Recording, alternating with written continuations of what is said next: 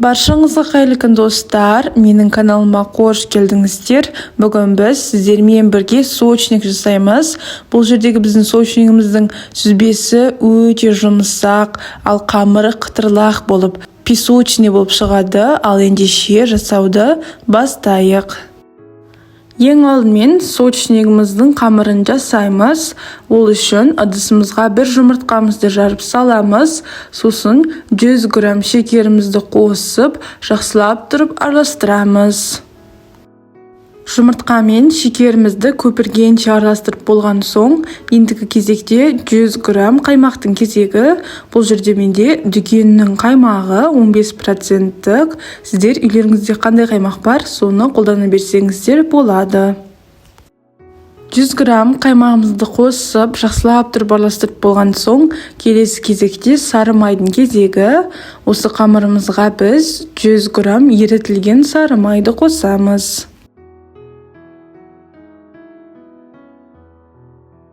Ал енді ең соңғы екі ингредиентімізге келетін болсақ, олар ұн мен қопсытқыш. Осы сочниктің қамырына мен барлығы 300 грамм ұн қостым. Ұнды міндетті түрде електен өткізіп болған соң, бір шай қасық қопсытқыш қосамыз да араластырамыз. Достар, бұл жерде байқаған шығарсыздар, мен осы қамыр елеп жатқан кезде ұнды екі бөлікке бөліп барып қосып жатырмын.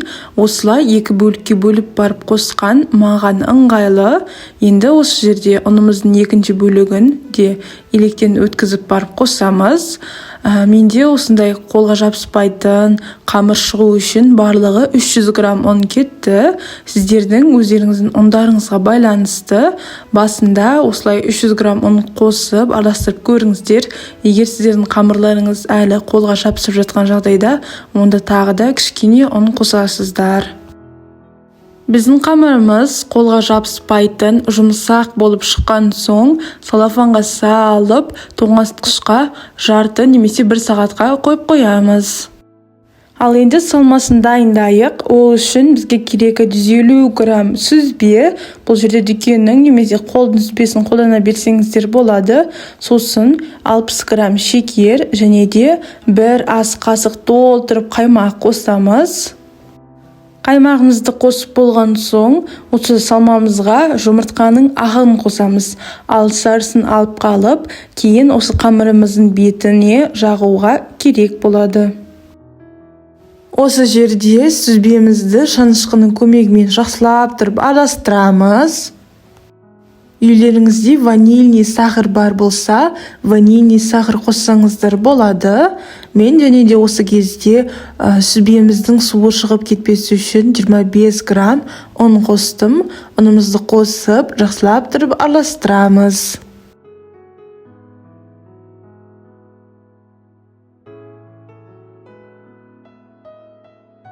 Ал енді қамырымызды жайып бастайық. Қамырымыз жаятын жерге кішкене ұн себеміз. Сосын осы қамырымыздың екі бөлігін ұнға аунатып алып, оқтаудың көмегімен қамырымызды жұқа қылып жаямыз.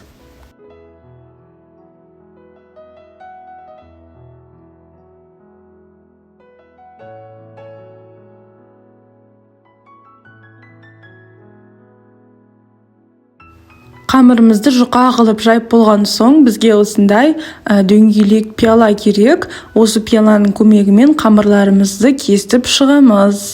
Бұл жерде өздеріңізге ұнайтын пішінмен кессеңіздер де болады. Достар, осы сочниктің толық құрамын сіздер видеоның астынан таба аласыздар. Және де менің YouTube каналымда өте дәмді десерттардың, кешкі ас, таңғы астардың идеясы, рецептісі бар. Міндетті түрде жасап көріңіздер. Домалақ қылып қамырларымызды кесіп болған соң, осылай артық қамырымызды жинап аламыз да, оны да оқтаудың көмегімен жайып, қайтадан домалақ қылып пішіндер кесіп шығамыз. Менде бұл жерде осы 300 грамм ұнға иленген қамырдан барлығы 15 штук домалақ қамырлар шықты. Ал енді осы қамырымыздың ортасына сүзбемізді саламыз. 1 шай қасық толтырып, сосын қамырымыздың екінші жағын жауып, осылай соусниктарды жасап шығамыз.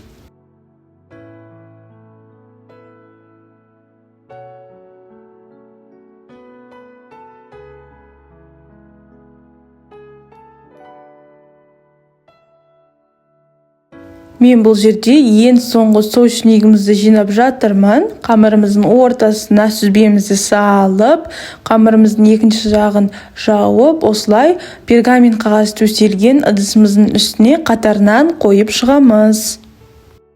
Сосын бағанағы жұмыртқаның сарысын алып, осы соусниктарымыздың үстіне әдемілеп тұрып жағып шығамыз. Мінекей достар, біздің соусниктарымыз пісуге дайын болып тұр. Осы соусникті қызып тұрған пеште 180 градуста 35 пен 40 минут аралығында пісіреміз. Мінекей достар, біздің көптен күткен соусниктарымыз дайын болды.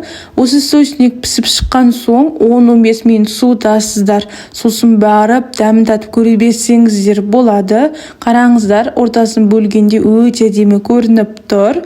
Шынымды айтсам, өзіме қатты ұнады. Соусник өте дәмді болып шыққан. Енді осы соусникті сіздер сәндесеңіздер болады. Қант ұнтағымен, осылай қант ұнтағын соусниктің үстіне сеуіп шықсаңыздар, сіздердің соусниктарыңыз 2 есе дәмді болып шығады. Осы соусникті міндетті түрде жасап көріңіздер. Сіздермен болған Фатима.